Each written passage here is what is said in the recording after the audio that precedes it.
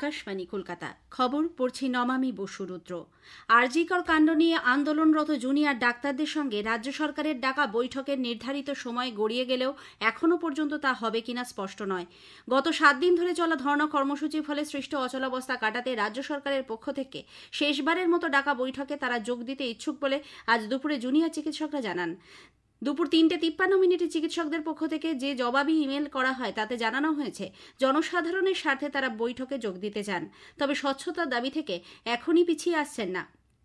এ ব্যাপারে সরকারকে পাল্টা 3টি শর্ত দেওয়া হয়। তাতে বলা হয় উভয় পক্ষ থেকেই আলাদাভাবে ভিডিওগ্রাফি করতে হবে। তা সম্ভব না হলে গোটা বৈঠকের ভিডিও ফাইল আলোচনা শেষে অব্যবহিত পরেই ফ্রন্টের হাতে তুলে দিতে হবে। যদি তাও সম্ভব না হয় তাহলে বৈঠকের পুঙ্খানুপুঙ্খ কার্য বিবরণী উভয় পক্ষই রেকর্ড করবে। এজন্য চিকিৎসক সংগঠনের পক্ষ থেকে আলাদাভাবে মিনিট লেখার লোক থাকবে। এই মেইলের পর মুখ্য সচিবের পক্ষ থেকে তৃতীয় শর্তটি মেনে ইমেল করা হয়, তবে সেই মেলে আলাদা ট্রান্সক্রিপ্টার রাখার উল্লেখ নেই। এরপর ফের জিবি মিটিংয়ে বসে জুনিয়র চিকিৎসকরা জানান মিনিট লেখার লোক সম্পর্কে সদর্থক জবাব আসলেই এই বৈঠক হবে। এর আগে সকালে আন্দোলনরত জুনিয়র চিকিৎসকদের রাজ্য সরকার আজ ফের বৈঠকে বসার আহ্বান জানায়। মুখ্যমন্ত্রী কালীঘাটের বাড়িতে বৈঠকে বসার আহ্বান জানিয়ে জুনিয়র ডাক্তারদের সংগঠনকে চিঠি দেন মুখ্য সচিব মনোজ পান্থ। এই নিয়ে পঞ্চমবার রাজ্য সরকারের তরফে বৈঠকের প্রস্তাব পাঠানো হলো। আজকের বৈঠকে লাইভ স্ট্রিমিং বা ভিডিও রেকর্ডিং কিছুই করা হবে না বলে চিঠিতে স্পষ্টভাবে জানিয়ে দেওয়া হয়। আজ দুপুরে দিল্লিতে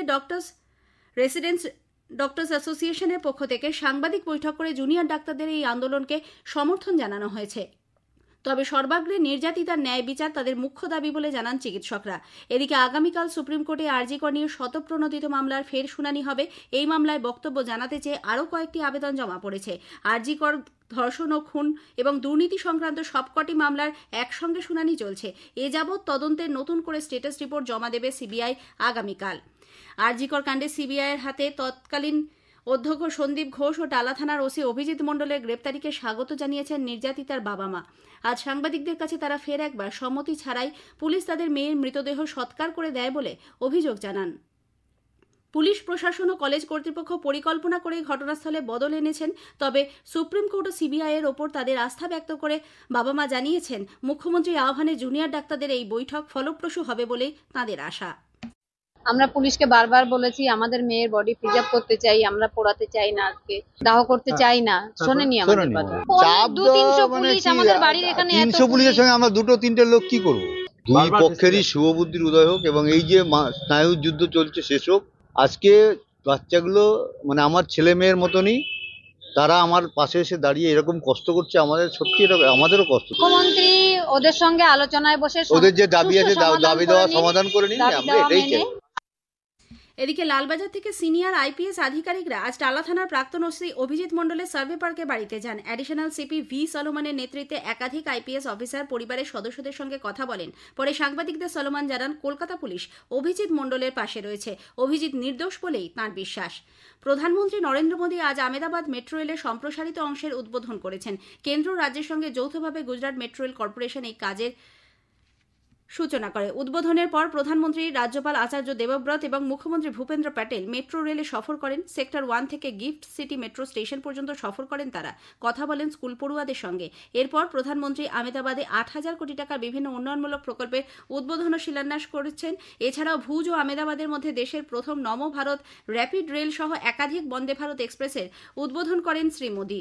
এর মধ্যে রয়েছে বারাণসী থেকে দিল্লি চলাচলকারী প্রথম 20 কোচের বন্দে ভারত ট্রেন। জম্মু কাশ্মীর বিধানসভা নির্বাচনে তৃতীয় দফার জন্য মনোনয়ন প্রত্যাহারের আজই ছিল শেষ দিন। এই দফায় ভোট গ্রহণ 1 অক্টোবর। এদিকে প্রথম দফার জন্য প্রচারাভিযান আজ শেষ হচ্ছে। এই দফায় 7টি জেলা 24টি বিধানসভা কেন্দ্রে আগামী বুধবার ভোট গ্রহণ।